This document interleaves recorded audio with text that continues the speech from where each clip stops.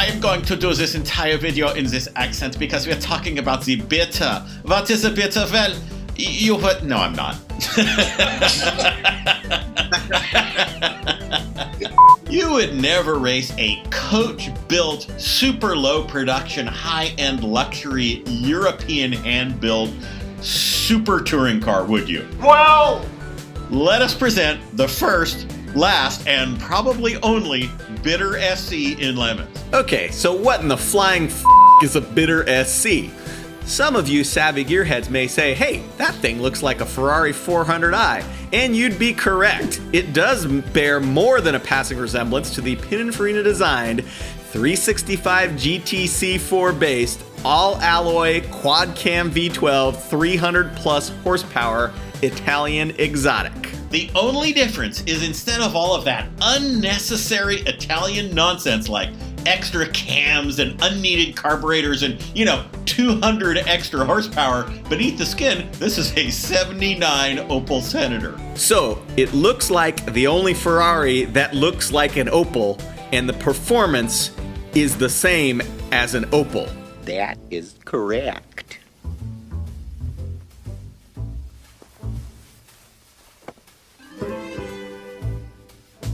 Now, the bitter was actually sold in the States. Opel is General Motors in Europe. They did a deal with Buick dealers, a few Buick dealers in the US.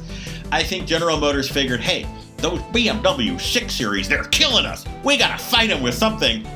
Weirdly, I don't know why, but the buyers of Buick Regals did not flock to the 5 times more expensive bitter, and so they sold like 5. Yeah, but after 10 years of production globally, they had produced and maybe even sold 488 SC models, which that's 488 BMWs they didn't sell. So in your face, BMW. Seasoned Lemons competitor Philipp von Wietershausen, who you'll be surprised to hear is not Italian, nor is he French, nor is he Irish, but German. Philipp von Wietershausen decided he needed one of these cars. So he found one on a famous online auction site where, in fact, the headline recommends you bring a device for taking cars home, which is made very clear to Nick and me in person many times that they don't want to be associated with our crappy Lemons cars. So this unnamed auction site, he found one, he bought it. He was happy as could be. Yeah, well, he was briefly happy because this bitter SC in person was way worse than it looked online. He started digging into it. He pretty soon realized that it was this rust-filled nightmare that had been quote-unquote restored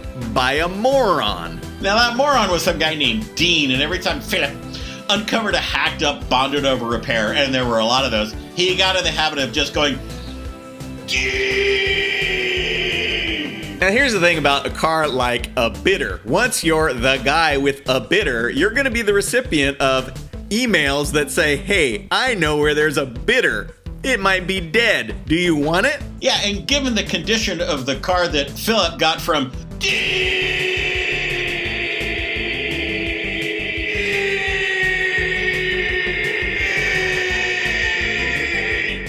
he was hardly in a position to turn down a parts car. Yeah, and this is how Philip found himself in the back 40 of some LA mansion extracting a dead bitter SC from the woods. Supposedly, the original owner of this car was a plastic surgeon to the stars, bought this exclusive machine new, promptly abandoned it in the vast backyard once it had some minor bitter/Opel problem. Is there such a thing as a minor bitter/Opel problem? So it turns out, though, that the LA parts car was in fact better than the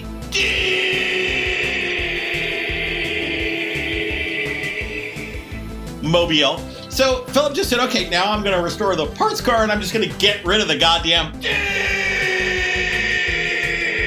car. And somewhere through this whole process, he got yet another email. Hey, I know about a bitter, might be dead. It is for sale out here in Illinois. Do you want it? So Philip is thinking, if the first parts car was better than the Mobile, maybe the third one would be even better still.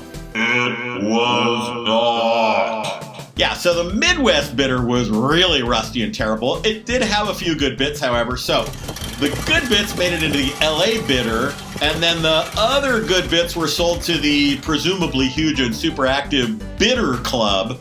So what has he got now? Now he's got a good bidder that was terrible. He's got a parts car that was kind of okay, and another parts car that was so terrible it doesn't even exist anymore. Well, it doesn't completely not exist anymore. He's got the shell of this rusty bidder number 3, the Midwest bidder. At this point, he sold the parts off. It was free, it was kind of complete, and it was way too far to think about restoring it. Now, if there was only a place in this world that welcomed weird cars in poor condition, especially those acquired for a certain specific price or less.